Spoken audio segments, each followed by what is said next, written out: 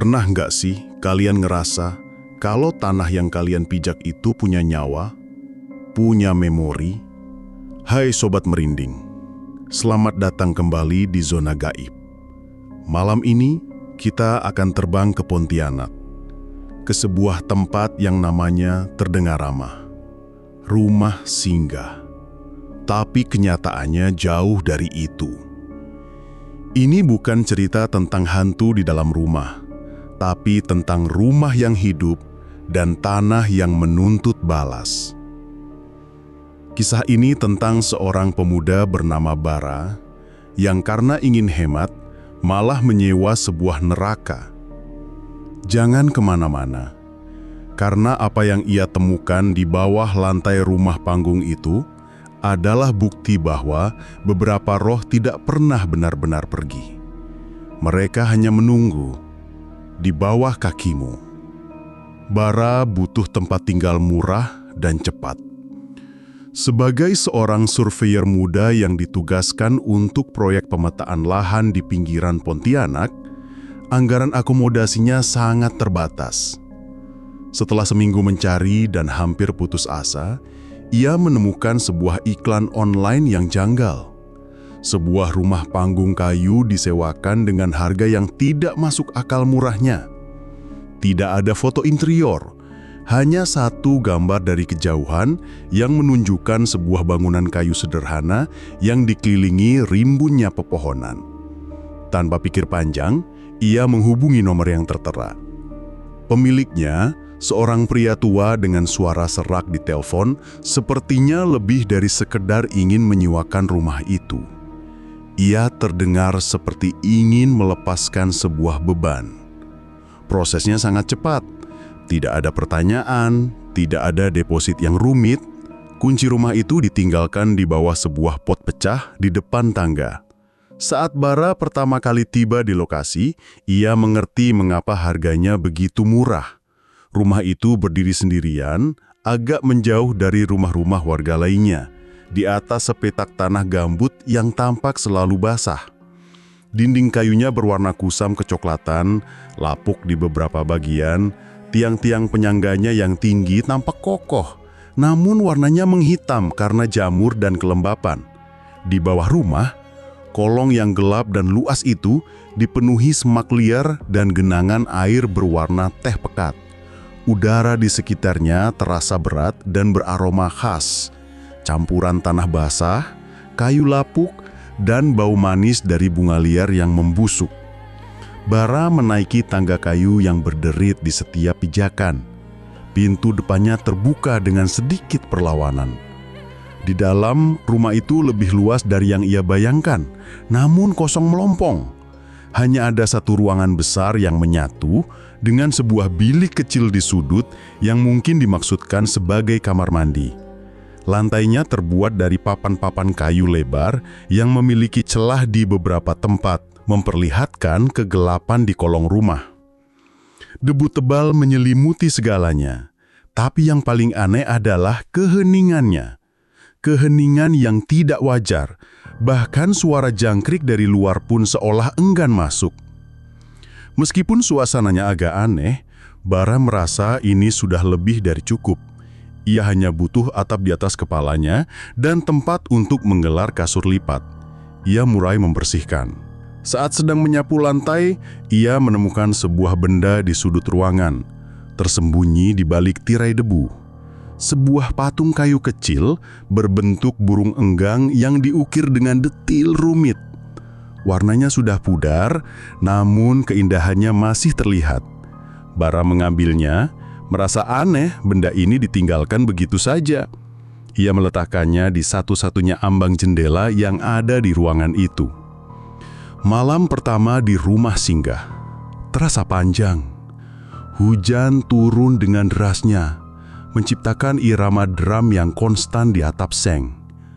Bara mencoba tidur di atas kasur lipatnya, tetapi ada sesuatu yang membuatnya gelisah.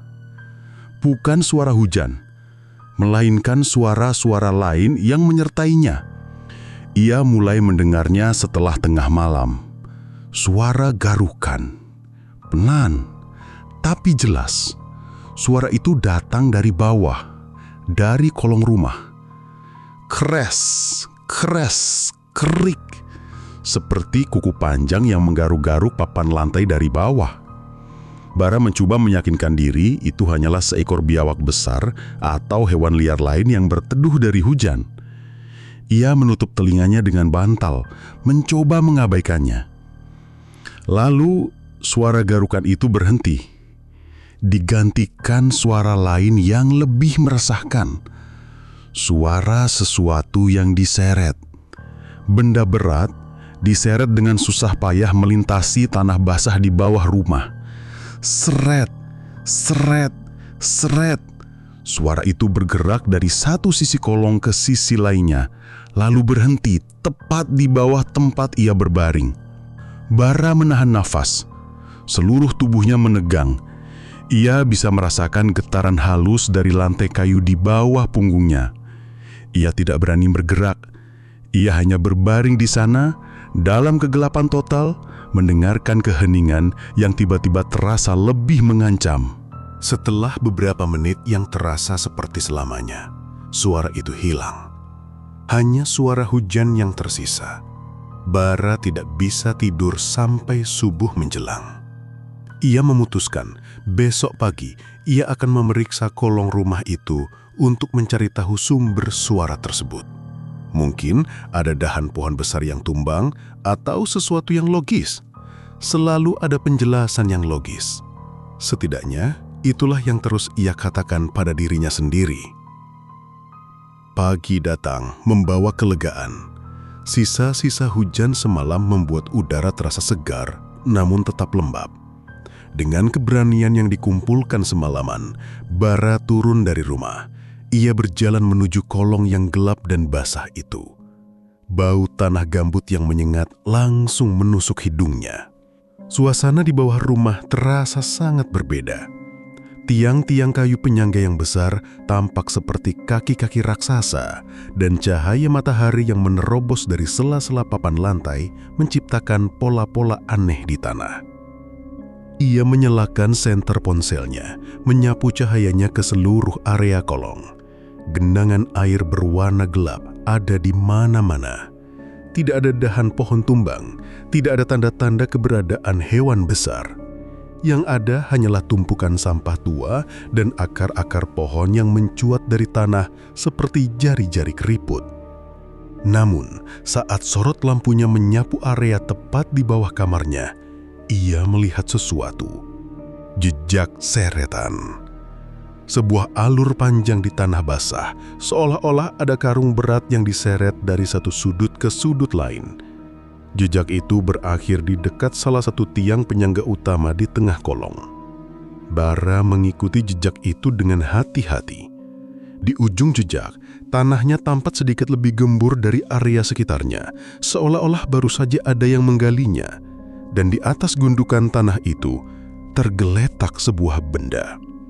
Sebuah sisir tua yang terbuat dari tanduk, sudah menghitam dan sebagian tertutup lumpur.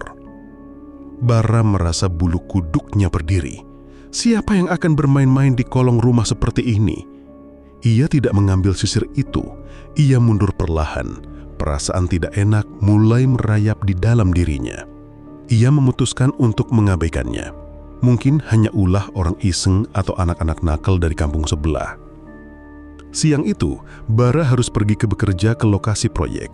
Saat ia hendak mengunci pintu, matanya tertuju pada patung burung enggang yang ia letakkan di ambang jendela. Posisinya telah berubah. Sebelumnya, ia meletakkannya menghadap ke dalam rumah. Sekarang patung itu menghadap keluar, paruhnya menunjuk lurus ke arah hutan di seberang rumah. Bara mengerutkan kening. Mungkin hanya getaran dari truk yang lewat atau angin. Ia membetulkan posisinya kembali menghadap ke dalam, lalu pergi. Malam kedua datang lebih cepat dari dugaannya. Kali ini tidak hujan. Langit cerah dipenuhi bintang, tetapi keheningan di sekitar rumah terasa lebih pekat. Ia mencoba menyibukkan diri dengan laporan kerjanya, berharap kelelahan akan membuatnya tidur nyenyak. Namun, sekitar tengah malam, gangguan itu dimulai lagi. Kali ini bukan suara garukan atau seretan. Itu adalah suara ketukan. 3 ketukan pelan berirama. Tok, tok, tok. Suara itu tidak datang dari pintu atau jendela. Suara itu datang dari lantai, dari bawah kakinya. Seolah-olah seseorang di kolong rumah itu sedang mengetuk-ngetuk papan lantai dengan buku jarinya. Bara membeku. Laptopnya masih menyala di pangkuannya. Ia menunggu.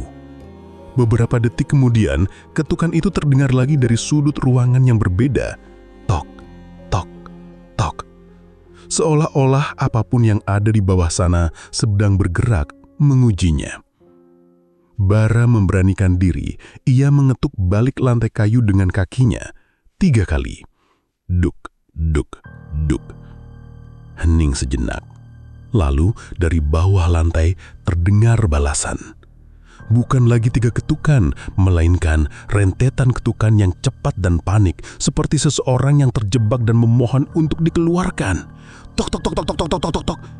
Suara itu begitu keras hingga membuat papan kayu di bawah kakinya bergetar. Bara melompat berdiri, jantungnya berdegup kencang. Suara ketukan panik itu terus berlanjut selama hampir 1 menit, berpindah-pindah tempat dengan cepat di seluruh penjuru lantai, barulah akhirnya berhenti secara tiba-tiba. Bara tidak bisa lagi menipu dirinya sendiri. Ini bukan hewan liar, ini bukan orang iseng, sesuatu yang sangat aneh sedang terjadi di rumah ini.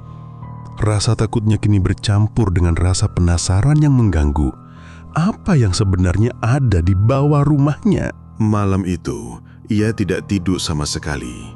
Ia hanya duduk di kursi, dengan lampu menyala, mendengarkan setiap derit kayu dan desau angin, menunggu pagi. Ketika fajar akhirnya tiba, ia mengambil keputusan. Ia harus tahu, ia akan menggali tanah gembur di kolong rumah itu. Dengan sebuah cangkul kecil yang ia pinjam dari mandor proyek, ia kembali ke kolong rumah.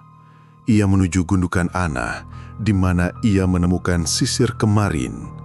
Dengan napas tertahan, ia mulai menggali. Tanah gambut itu basah dan lengket, membuatnya sulit. Setelah beberapa kali mencangkul, cangkulnya membentur sesuatu yang keras, bukan batu. Suaranya berbeda. Dengan tangan gemetar, ia menyingkirkan tanah dengan tangannya. Perlahan sesuatu mulai terlihat, sesuatu yang pucat dan melengkung. Ia terus menggali, dan bentuknya semakin jelas. Tulang belulang.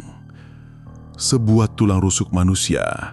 Ia terus menggali dengan panik, dan semakin banyak yang ia temukan. Tulang lengan, tulang panggul, dan akhirnya sebuah tengkorak. Sebuah kerangka manusia yang tidak lengkap terkubur dangkal di bawah rumah yang ia tinggali. Menatap kerangka manusia yang terkubur di bawah rumahnya membuat perut Bara serasa diaduk. Lututnya lemas dan ia terduduk di tanah yang basah. Napasnya teringa-inga. Ini bukan lagi sekadar rumah angker. Ini adalah lokasi kejahatan. Otaknya yang panik berputar cepat. Ia harus melapor ke polisi. Tentu saja itu adalah hal yang benar untuk dilakukan. Ia meraih ponselnya dengan tangan gemetar untuk menelpon. Tetapi tiba-tiba ia ragu.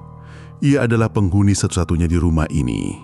Sidik jarinya ada di mana-mana, termasuk di cangkul yang baru saja ia gunakan untuk menggali.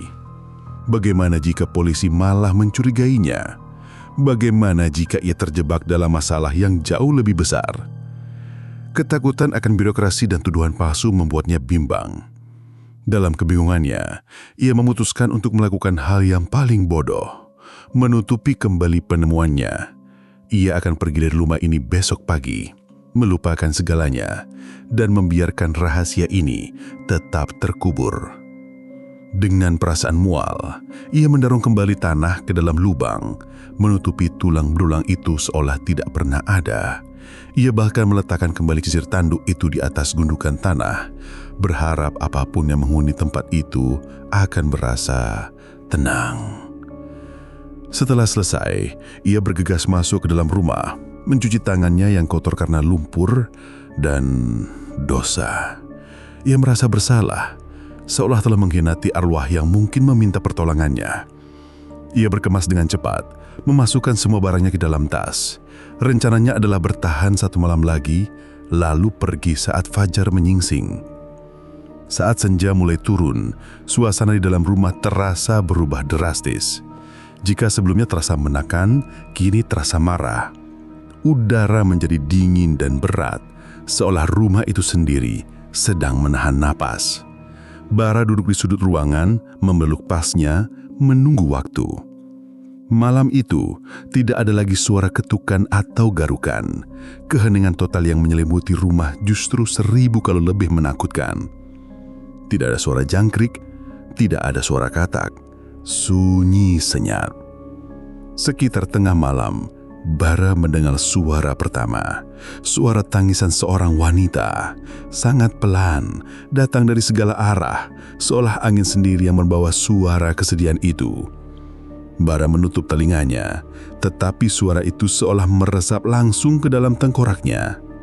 Lalu, ia mencium sebuah bau. Bau anyir yang samar, seperti bau darah segar yang mengering.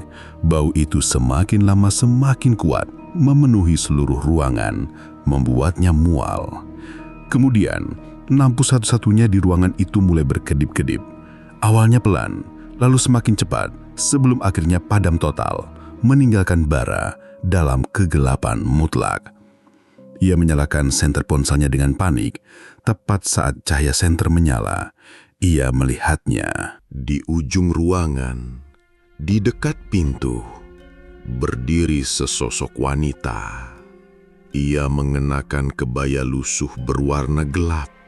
Rambutnya panjang, acak-acakan menutupi sebagian wajahnya.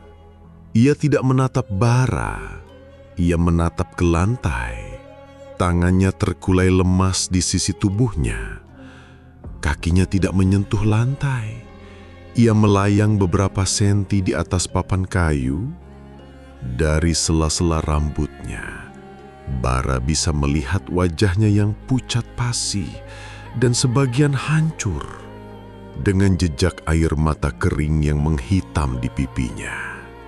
Waktu seolah berhenti. Bara tidak bisa bergerak, tidak bisa berteriak. Ia hanya bisa menatap sosok itu, terpaku oleh kengerian. Sosok wanita itu kemudian mengangkat tangannya yang kurus perlahan, menunjuk ke arah lantai di bawahnya. Lalu dari mulutnya yang nyaris tak bergerak, keluar suara bisikan yang serak dan penuh derita, bergema di seluruh ruangan. Kembalikan. Hanya satu kata itu, tapi kata itu membawa beban penderitaan bertahun-tahun. Sosok itu mengatakannya lagi, kali ini lebih menuntut. Kembalikan! Tiba-tiba seluruh rumah bergetar hebat. Papan-papan kayu berderit keras, jendela bergetar di kusennya. Barang-barang kecil di lantai mulai bergeser. Patung burung enggang di ambang jendela jatuh ke lantai dengan suara keras. Getaran itu datang dari bawah, seolah tanah di kolong rumah sedang bergolak marah.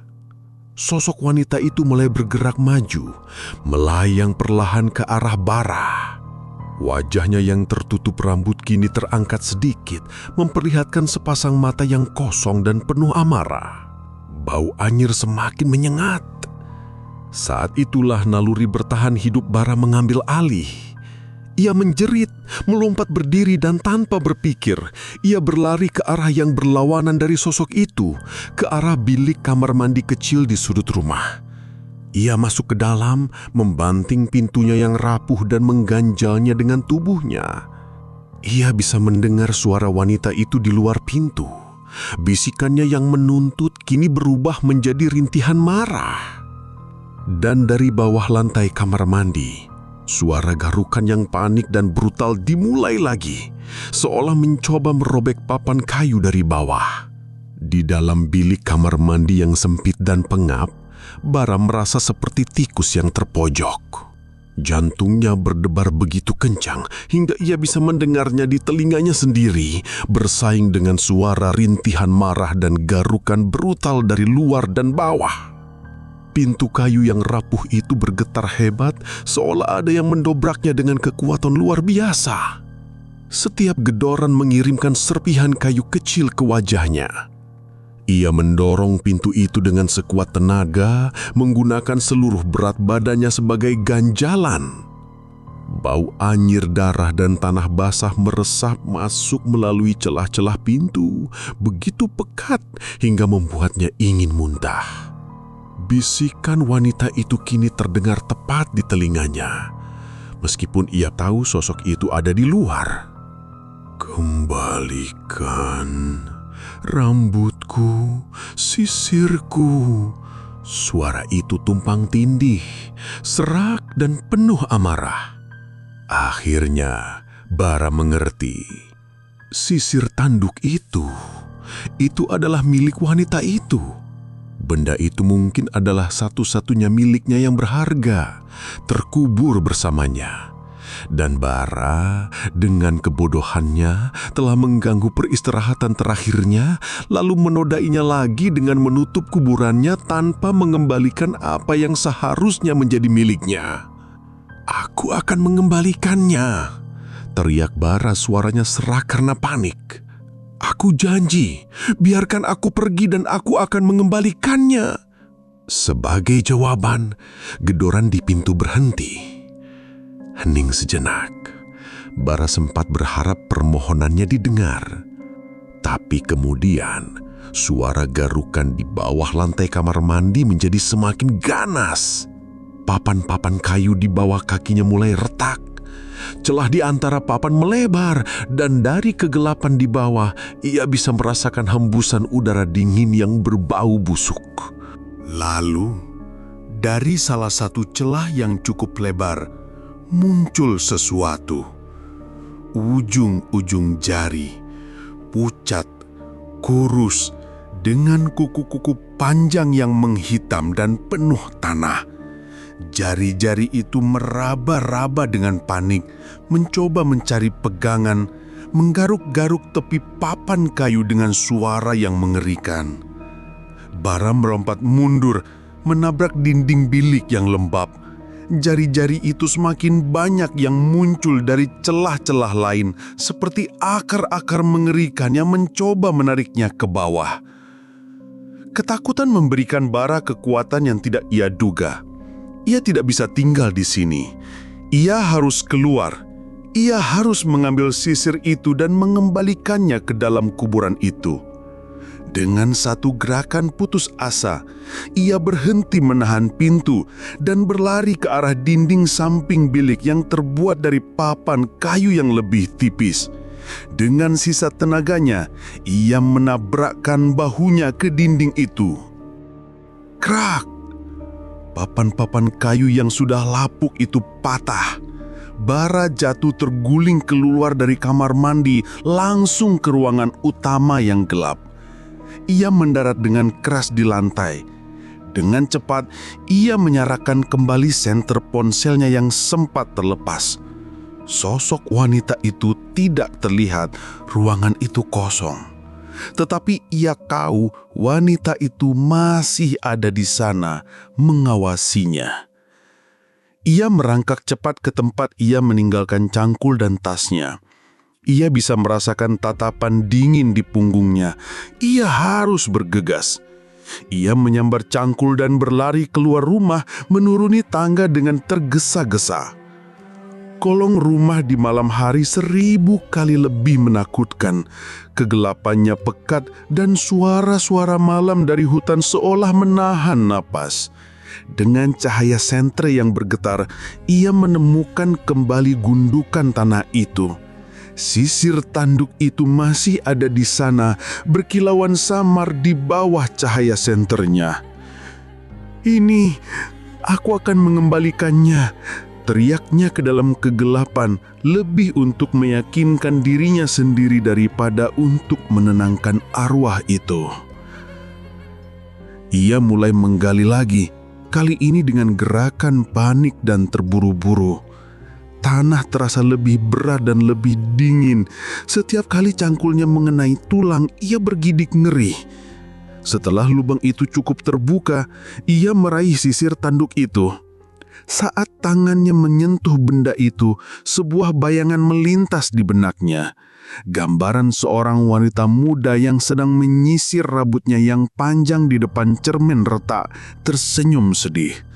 Lalu gambaran itu berubah menjadi adegan kekerasan, teriakan, dan kegelapan. Ia tersentak, melepaskan sisir itu. Ia mengerti sekarang, ini bukan hanya tentang sebuah sisir. Ini tentang sebuah kehidupan yang direnggut paksa. Dengan tangan gemetar, ia meletakkan sisir itu dengan hati-hati di dekat tengkorak di dalam lubang. Sudah kukembalikan, bisiknya. Ia mulai menutup kembali lubang itu dengan tanah, bekerja secepat yang ia bisa. Tiba-tiba ia mendengar suara dari belakangnya, suara dari tangga kayu. Seseorang sedang turun dari rumah. Bara menoleh dengan cepat mengarahkan senternya ke tangga. Tidak ada siapa-siapa. Tangga itu kosong. Tetapi kemudian ia melihatnya. Patung burung enggang yang tadi jatuh di dalam rumah kini berada di anak tangga paling bawah menghadap lurus ke arahnya. Paruhnya seolah menunjuk, menuduh. Dan dari dalam rumah, ia kembali mendengar suara tangisan wanita itu. Kali ini bukan tangisan marah, melainkan tangisan yang lebih dalam, lebih pilu. Seolah-olah tindakannya tidak cukup, seolah-olah ada sesuatu yang lain yang diinginkan arwah itu. Sesuatu yang tidak bisa ia berikan, keadilan. Melihat patung burung enggang di anak tangga dan mendengar tangisan pilu yang tak kunjung usai membuat Bara sadar. Mengembalikan sisir itu tidak cukup. Arwah itu tidak hanya menginginkan barangnya kembali. Ia menginginkan ceritanya didengar. Kejahatan yang menimpanya diungkap. Dan Bara, dengan keputusannya untuk menutupi kembali kuburan itu, telah menjadi bagian dari ketidakadilan yang dialami arwah tersebut. Ia bukan penyelamat, ia adalah kaki tangan keheningan. Rasa takut di dalam dirinya kini bercampur dengan rasa bersalah yang menusuk. Ia menatap kuburan yang baru setengah tertutup itu, lalu ke arah rumah panggung yang gelap di atasnya. Rumah itu seolah hidup, mengerang dan berderit, menyuarakan kesedihan penghuninya. Ia tidak bisa tinggal di sini lebih lama lagi. Melapor ke polisi sekarang terasa lebih menakutkan karena ia sudah terlalu terlibat. Ia telah merusak tempat kejadian perkara. Pilihannya hanya satu, lari sejauh mungkin dan tidak pernah menoleh ke belakang. Dengan keputusan itu, ia meninggalkan cangkulnya begitu saja. Ia tidak berani mengambil tasnya yang masih ada di dalam rumah. Ia hanya berlari. Ia berlari melewati halaman yang gelap, tidak berani melihat ke arah rumah, dan terus berlari menyusuri jalan setapak yang membawanya keluar dari properti terkutuk itu. Di belakangnya, tangkisan pilu itu perlahan memudar, digantikan dengan suara derit pintu rumah yang terbuka, seolah melepaskannya dengan enggan. Bara tidak pernah kembali ke Pontianak. Ia menelpon kantornya keesokan harinya, mengarang cerita tentang urusan keluarga darurat, dan mengajukan pengunduran diri.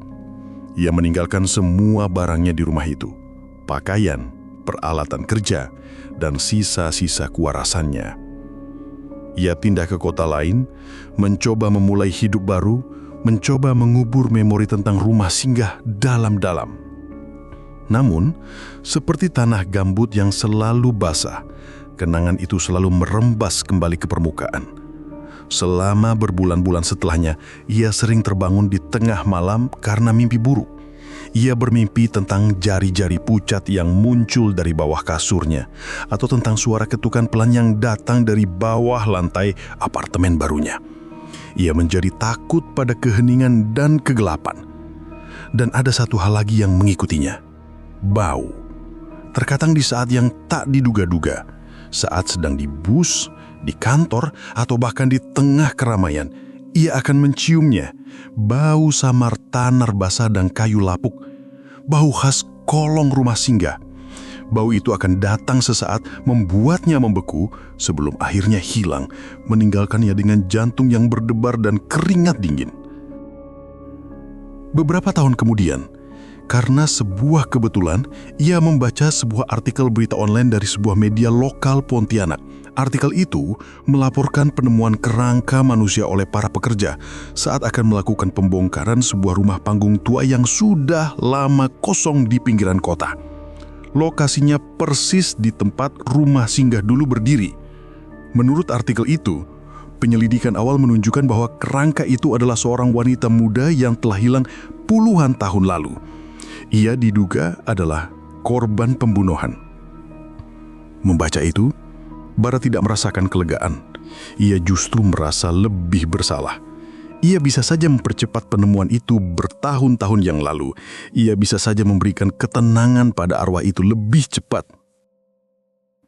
Cerita Bara adalah pengingat yang mengerikan bahwa beberapa tempat menyimpan luka yang sangat dalam. Dan jika kau cukup sial untuk menemukannya, kau punya pilihan, membantunya sembuh atau lari dan membiarkan luka itu membekas padamu selamanya. Bara memilih untuk lari, dan bayangan rumah singgah beserta bau tanahnya yang lembab mungkin akan terus mengikutinya seumur hidupnya. Rumah itu mungkin sudah tidak ada, tetapi tanahnya tidak pernah lupa. Gimana sobat? Kisah Bara tadi benar-benar bukti kalau harga sewa murah kadang datang dengan biaya tambahan yang gak ternilai. Arwah itu akhirnya ditemukan, tapi Bara harus hidup dengan penyesalannya. Ini jadi pelajaran buat kita semua. Kalau kita menemukan sesuatu yang gak seharusnya, mungkin itu bukan kebetulan. Mungkin itu adalah sebuah permintaan tolong dari dunia lain. Apa yang akan kalian lakukan kalau ada di posisi Bara? Coba tulis di kolom komentar ya. Jangan lupa untuk like, subscribe, dan nyalakan loncengnya supaya kalian selalu jadi yang pertama tahu kalau ada jejak gaib yang baru. Sampai jumpa di penelusuran berikutnya. Ingat, selalu lihat ke bawah kakimu. Kau tidak pernah tahu siapa yang menunggumu di sana.